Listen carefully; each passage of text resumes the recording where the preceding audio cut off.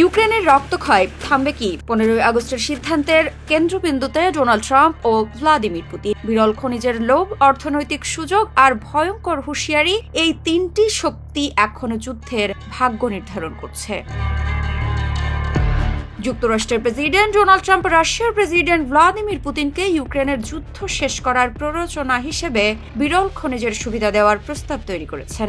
15 August পুতিনের সঙ্গে হতে যাওয়া বহুল প্রতীক্ষিত বৈঠকে ট্রাম্প কিছু অর্থনৈতিক সুযোগ সুবিধা দেওয়ার পরিকল্পনা নিয়ে বসবেন। তবে এর আগে ট্রাম্প হুমকিও দিয়েছেন যে পুতিন রাজি না হলে গুরুতর পরিণতি ভোগ করতে হবে রাশিয়াকে। ব্রিটিশ সংবাদ মাধ্যম দ্য টেলিগ্রাফের খবরে বলা হয়েছে, ট্রাম্পের এই প্রস্তাবে আলাস্কার প্রাকৃতিক সম্পদ রাশিয়ার জন্য উন্মুক্ত করা এবং রাশিয়ার বিমান শিল্পের ওপর কিছু মার্কিন নিষেধাজ্ঞা তুলে নেওয়াও অন্তর্ভুক্ত থাকতে পারে।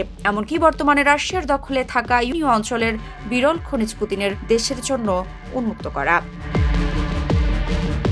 জানা গেছে, এই বিষয়ে মার্কিন প্রেসিডেন্টকে প্রস্তুত করছেন মার্কিন অর্থমন্ত্রী স্কট বেসেন্ট। ইউক্রেন যুদ্ধের দ্রুত সমাপ্তির জন্য রাশিয়ার সঙ্গে যুক্তরাষ্ট্র কি ধরনের অর্থনৈতিক চুক্তি করতে পারে তা যাচাই করছেন।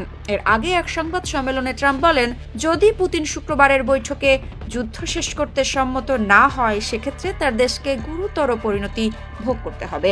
যুক্তরাষ্ট্রের নেতা আরও জানান, বৈঠকের পর তিনি পুতিন ও ইউক্রেনের প্রেসিডেন্ট ভলোদিমির জেলেনস্কির সঙ্গে দ্বিতীয় বৈঠক করার পরিকল্পনা করছেন। ট্রাম্প এ বিষয়ে বলেন, যদি প্রথম বৈঠকটি ঠিকঠাক হয়, আমরা দ্রুতই দ্বিতীয়টি করব। আমি চাই প্রায় সঙ্গে সঙ্গে এটি হোক এবং যদি তারা চায় আমি সেখানে থাকব। ট্রাম্পের আগে জেলেনস্কি ও অন্যান্য ইউরোপীয় নেতাদের সঙ্গে ভার্চুয়াল শীর্ষ সম্মেলনে অংশ নিয়েছিলেন। ওই বৈঠকে ছিলেন ব্রিটিশ প্রধানমন্ত্রী কিয়ার স্টারমার, ফরাসি প্রেসিডেন্ট ইমানুয়েল ম্যাক্রো এবং জার্মান চ্যান্সেলর ফ্রিডরিখ মার্চ। আলোচনার পর জেলেনস্কি জানান, ট্রাম্প ইউক্রেনের জন্য নিরাপত্তা গ্যারান্টির সমর্থন করছেন। সংবাদ সম্মেলনে তিনি বলেন, নিরাপত্তা গ্যারান্টি থাকা উচিত। প্রেসিডেন্ট ট্রাম্প আবার বলছেন, তিনি এটি সমর্থন করেন এবং যুক্তরাষ্ট্র অংশগ্রহণের জন্য প্রস্তুত রয়েছে।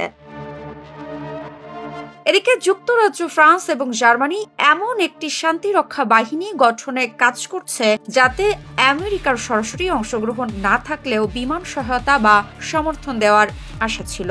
তবে সাম্প্রতিক আলোচনার পর কিয়ার স্টারমার জানিয়েছেন, তার সর্বসম্মত জোট শান্তি চুক্তি স্বাক্ষরের সঙ্গে সঙ্গে যুদ্ধবিরতি বাস্তবায়নে প্রস্তুত। ব্রিটিশ প্রধানমন্ত্রী জানিয়েছিলেন, পরিকল্পনাগুলো এখন এমন এক রূপে প্রস্তুত যা যুদ্ধবিরতির ক্ষেত্রে ব্যবহার করা যেতে পারে। তিনি আরো বলেন, ইউক্রেনের জন্য নিরাপত্তা গ্যারান্টি নিশ্চিতে বাস্তব অগ্রগতি হয়েছে।